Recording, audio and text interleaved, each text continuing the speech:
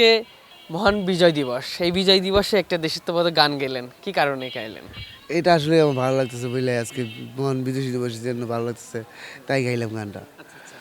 এই যে বিজয় দিবসে এইটা কাদেরকে উৎসর্গ করবেন? বিদেশি দিবস যারা মানে আমরা ইয়ে করছে, দেশ দেশের জন্য জীবন দিয়েছে তাদের জন্যই। তাদের জন্য উৎসর্গ হ্যাঁ, করবেন।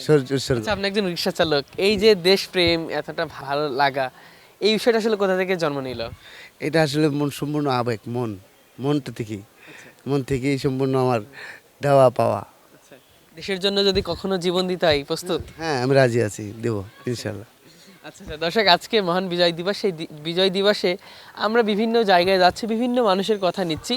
তারই মাঝে একটা মানুষকে আমরা পেলাম যিনি রিক্সা চালক পেশায়। তবে আমরা তার প্রতিভা দেখে রীতিমতো অবাক হলাম যে এত সুন্দর করে একটা পাতা নিয়ে সেটা বাঁশি বানিয়ে সেটা দিয়ে বিভিন্ন সুর তুলছে, খুব সহজেই নিমেষেই তুলে দিতে পারে, যে কোনো সুর তিনি রপ্ত করেছে, এমনটা কিন্তু দেখলাম। এবং আমরা দেখলাম যে একটা যে দেশাত্মবোধক গান, এই পদ্মাই মেঘনা, সেই গানটির সুর কিন্তু তিনি তুললেন মাত্র পাতার দিয়ে। দর্শক, আমরা আবারও কোনো একটি বিষয় নিয়ে আপনাদের সাথে কথা বলবো। সেই পর্যন্ত ভালো থাকবেন, সুস্থ থাকবেন, সবাইকে আল্লাহ হাফেজ, আসসালামু আলাইকুম।